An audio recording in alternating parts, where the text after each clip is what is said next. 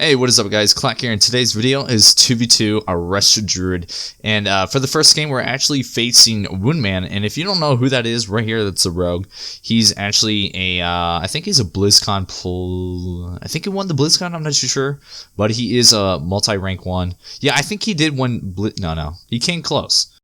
I'm facing Rogue Mage, and if you guys don't know in twos, if you're facing, if you're playing as a double DPS and you face a healer team, you are going to have dampening is already going to be at like 25%, and it's already going to be going from 25%, so it stacks up really fast, and it actually makes double DPS viable again in twos. So if you wanted to go do some twos as a double DPS, now you can finally do it. Since we're facing Mage Rogue, you do want to run Relentless for your trinket. I know right here it shows I'm running Adapt, and I know I just kind of forgot to respec.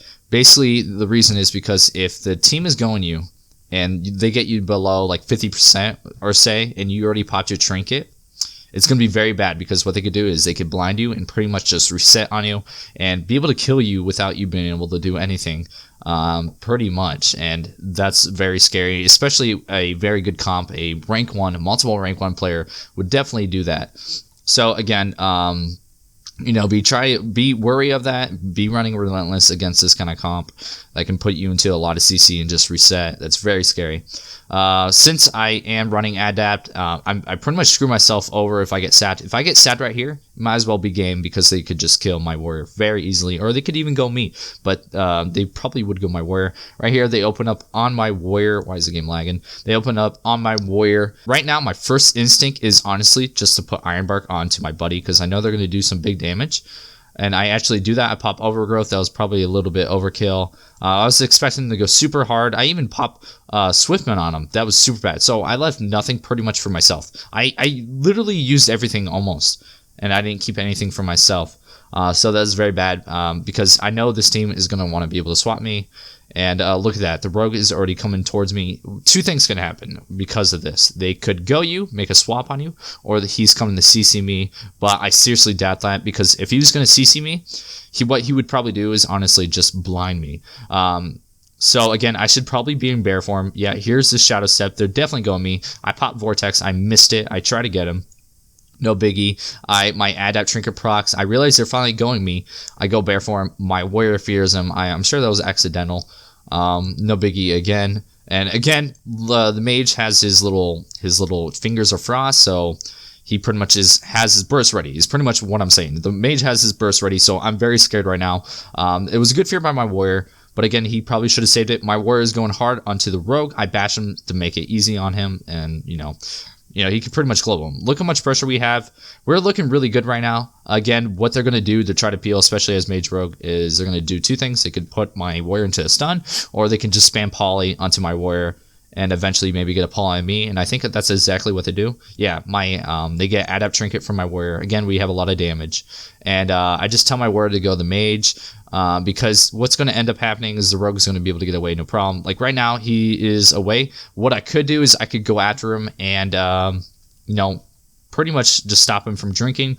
But if I do that, I go after him, what he could do is he could probably try to sap me, and that's very easily done if I don't keep in combat. So it is a big risk take to try to stop that rogue. And because if I go towards him, they could you know, take that as advantage and just open on me. Even though I'm in bear form, it's still very scary as a mage rogue. And as you see, he popped orb. That's very good for us. I'm staying in bear form. I got to keep in combat. I realize the rogue is going to try to sap me, so I go in Vizzy before he can get that off. And again, that would have been very bad if he would have sapped me. Right here, they finally open on my warrior again. Pretty much, I have all my cooldowns again. The first thing I pop out and do to my warrior is Overgrowth. Again, I think I'm going to do Ironbark as well. But I need to save something for me. Again, I popped literally almost everything on him. I popped Cenarian Ward, and I have Thorns, and I have Ironbark left, and that's pretty much it that I have for defensives. And I think I popped. Okay, yeah. See, I pretty much gave him everything that I had. And again, they're trying to swap me. I leave nothing for myself. That's a very big mistake that I did.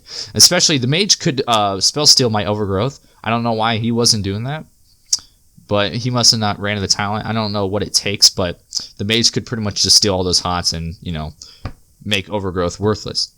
Again, it's very good that I'm in bear form, but I'm still going to take a lot of D right here. When I say D, I mean damage. Here again, I pop bark skin, and I don't want to come out at all. If I do come out, they could, as you can see, I'm not in a stun. So what they're trying to do is they're trying to wait for me to come out of bear form and then stun me, and that's when they're going to get a kill. So I just have to sit in bear form until my buddy's here. My buddy's here. He puts him in a stun. I come out for a little heal. The rogue trinkets. And again, he's in Vortex, and I go back in bear form immediately. But I don't have any hots myself. I have Rejuvenation and then Light Bloom, and that right there procs off of when you get down below 60% health or something. So I need to be in bear form right now. I sat out of bear form way too long, and good thing I did go in bear form when I did, because I did get cheap shot my wars in a poly, so I needed to dispel that as fast as possible. But honestly, there was no point right there to dispel. As you saw right there, my warrior was in a kidney, so that was a communication error by them, and all I did was just waste a global cooldown dispelling when I didn't need to. Right now I'm trying to top myself off, though they are doing some serious damage. I don't know where the rogue is, so I'm gonna guess he's gonna open on me very soon, so I need to go bear form right away. He probably ran away, guessing on his health. He probably ran away to get away from my warrior, because Fury Warriors do an insane amount of damage right now. I honestly want to play my warrior. I need to level him up. As you can see, the rogue drink up already to full practically. I'm just trying to keep in combat, and I want to be close to my warrior so I can dispel him into poly.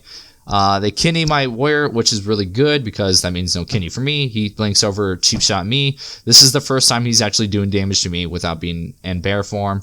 I pop thorns on myself to try to help reduce that damage. I bash him, and I end up going for a cyclone right here. Why didn't I go for it? Okay. Why I didn't go for the cyclone right there is because I saw that he had trinket, and I was trying to juke that trinket. I was expecting him to trinket that bash right there. I'm guessing he would have trinketed the cyclone, I guess. But so it wouldn't really matter too much if I did get it off, because he would just been able to get out of it really easy. But it's probably best to get his trinket. Again, he cheap shots, DRs me for the third time. Now I'm totally DR'd on stuns. They can't stun me for at least a good 20 seconds or however long the DR is. My warrior is doing some mad damage. We pretty much win right here.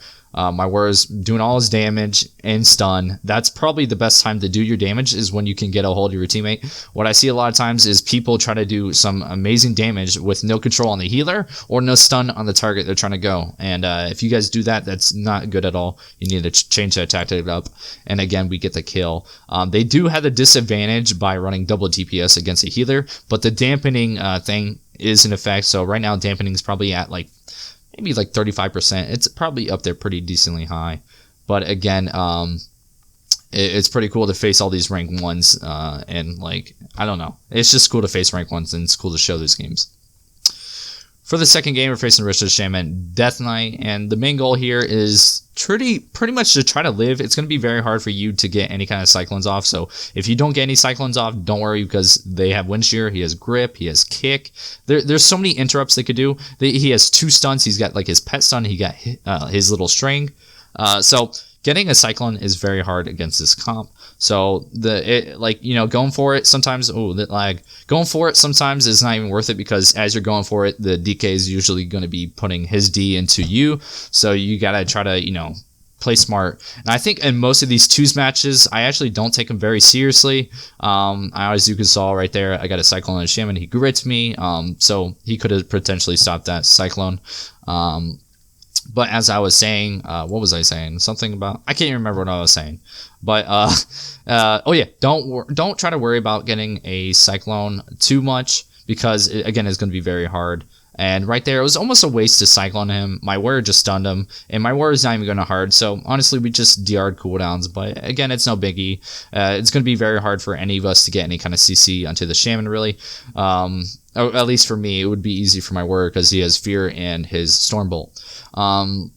Something else I was saying in the very beginning of the match was that, let me pause it so I can think of it. Oh yeah, I don't take these twos matches too seriously, just because I find them kind of boring. Not much is happening. It's pretty basic, and again, doing twos is a great way to learn your class, and great way to learn the opposing classes. And honestly, it's just overall really good. I hope to see Blizzard never take it away, at least ranking wise, because it is how you become a better player. This is how I became a better player, is by doing twos. And even though twos and threes is a little bit different, it's still kind of the same thing, because, you know, you get healer into CC, then you burst, and that's pretty much how it is in 3s. And again, these games is going to be kind of long. I can't see myself doing a full video coverage of this because I don't think anything is really happening right now. I pop Thorns on myself. He's hitting into Thorns. Again, there's not much to talk about. Tooth is very basic. I'm in bear form. The DK gets off of me. I'm able to get a Cyclone on the DK. He's not targeting me. It doesn't seem like this DK has any like set focus targeting macros. Neither the Shaman either. That's very important, guys. Always have macros for your kicks and like any kind of CC that you have. As you can see right here, I have Cyclone for pretty much anyone I really, you know, would need to, at least for 3s. Any other CC I would have is Roots, and all I do for that is I pretty much just I have a targeting macro and I pop that and I target that person and I root him. It's no biggie. But it is very hard to get used to macros, and I actually get a lot of comments asking, you know, for what is the slang I'm using, like GCD, global cooldown. People don't know simple stuff like that, so I think I might make a video on, you know, just the most basics of WoW and the terms of arena players that we use. And I think a lot of people would like that video. So that's probably going to be my new video. This is actually very good right here. DK was behind pillar. He was doing a very bad job he was pretty much LOSing his healer like it was his job. When the Shaman was probably, you know, almost there, I bashed the DK and my warrior stuns him, and I'm able to go for a Cyclone right here. Maybe, can I get it? Can I get it? I got it. So this might be game right here, actually, because of that Cyclone. Please get the kill. Please get the kill. I blink away to get some range and try to get another Cyclone. He grits me. That's okay. I Vortex. Again, I'm just trying to get that Cyclone because this is his damage. He Spirit Links. And I find it crazy how much damage Fairy Warriors can do. And I know I haven't played any Feral recently, guys. Believe me, I'm going to be playing some Feral. I know a lot of people love Feral too. There isn't much Feral Druids out there. I think there's only like one other Feral Druid who plays Feral at the moment, and that's Olfless. And if you guys don't know who that is, I think you spell it Olfis. Go and look at him out. Go check him out. He's a cool dude. I'm sure you'll learn a lot from him. He does a lot of like 1v1 duels and battlegrounds, and he streams a lot too. So make sure to check him out. Right here I get stunned again. Like, they have so many interrupts, especially they're not even using them like they could be. I barely see any interrupts at all. Like, this team right here should probably beat us. DKs do very strong against Resto Druids just because they kind of control Resto Druids very easily, at least with interrupts. It makes our job very hard to get any CC on the opposing team. So they do, again, a very good job at that. As you can see, I stun, the warrior stuns, so that's very bad. Again, we're not even in chat right here, so it's no biggie. Anytime see, this is what I'm talking about. Don't be too greedy to get these Cyclones off like I'm doing. I know I do have full hots, and I'm like half health. I should just be focusing on living, but since I'm not really taking this game too seriously, and it doesn't seem like the Shaman knows how to kick, set focus kick, I'm able to get the clone off. You know, it's kind of like, honestly, doing arena is not so simple as you may think. You know, even if someone has silence up and you sit there and juke, you don't even know if that player is good enough to even kick you in the first place. You don't know if he has set focus macros. There's a ton of things that go into it. I've seen people who make it like to 2200 who don't even have set focus kick macros, and it makes me sick to think they even get that high. So basically what you could be doing is you could be juking yourself to death, you know. So for instance, if I was going for, you know, how I just got that clone, what if I was just juking myself to death because that Death Knight still has his kick? So what if I just sat there and try to juke and try to juke and try to juke while my teammate's dying, while, you know, while we're not doing anything? I'm just trying to get a Cyclone off and I can't get it. So sometimes it's not worth it. I know a lot of people, you know, getting kicked is one of the hardest things not to get kicked. Like, it's just so hard because it's all mind games. It really is. You have to know what your opposing player is thinking at the very moment, and that can be very hard. And a lot of times you can learn how they're thinking, though, very fast. So within, you know, the first couple minutes of the game, at this point, I realize they're not very good at kicking. So a lot of times I don't even have the juke. In these games, as you can see, I don't really juke too much. But in games where people like kick you at the end of your cast bar, those are going to be very hard ones, especially when sometimes people don't even kick you, then they randomly silence you when you most need the heals. That's what a lot of good players do. They just don't even kick you. They let you, think they're about to get kicked, so they keep juking themselves to death, and when they need to get that heal off, then they finally spell lock. That is a very good way to go about spell locking. you know, silence when they need to be silenced, and, you know, make them think they're going to be kicked throughout the whole game. You know what I'm saying? That's what I'm saying. I don't know. But again, like, there isn't much to happening. My warrior didn't have pummel anymore. We didn't have stuns for him. And, you know, he has this little ability right here that makes his next interrupt reduce. So, you know, I thought, why not Cyclone him? We're not going to be able to get the kill. Might as well Cyclone him because he's going to be at 30% health or whatever that is. And it's just going to hinder them. And I could also go for a Cyclone on the DK. And that's exactly what I'm doing. I'm trying to go for a Cyclone on the DK. I'm trying to juke right there as well. I get Blood of Silence. Again, they still have both their interrupts. They're not using it. I get stunned right here. That was very good by them. Again, I'm trying to go for that Cyclone. I'm trying to help out with the damage as well. Right here, honestly, I shouldn't be right here. This is very bad. This DK should be owning my world, but since he's not, you know, the best at the game, and I'm a little bit cocky. Like, if this DK knew what I was doing to the point, if he was a 2K plus player, he would be able to wreck me, 100%, 100%. But then that's why I can't take these games sometimes seriously. I think we're only like 1800 in these games. Again, this Shaman's probably going to die. He's the stun's about to come out. I might have my stun. I can't see because of this stupid thing right here. Nope. We weren't able to get the kill, so I end up cycloning. Then, see, I'm starting to get punished a little bit for being so aggressive and, you know, just being up in their face. This is really bad. Obviously, you would never want to do this, what I'm doing, in a real game. You would always want to be back.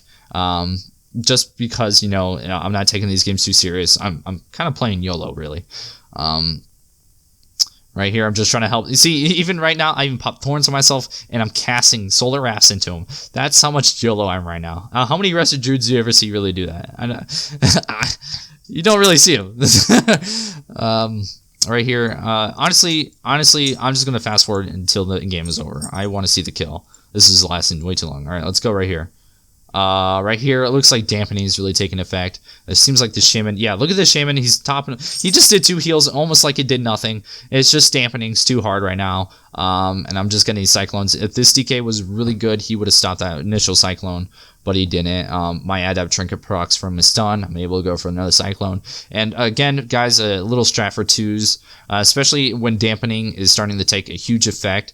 Don't even worry about healing too much. Try to damage. Even you doing like solar rafts and putting your dots out do a lot of damage. It hurts tremendously. Especially, look at my heals. My heals are doing 5k, 17k. They're practically doing nothing. And so if you help do damage, like my solar rafts hit for like 100k, that's fucking huge. As you can see, I'm not doing really big heals at all. Not at all. And again, it just helps out. So that is it for this video. I hope you guys learned something from this video. I hope you can take something from it and, you know, implement it into your gameplay. I hope you could even take something just watching me, watching my positioning, which is very huge as a healer. I hope you can take anything from this.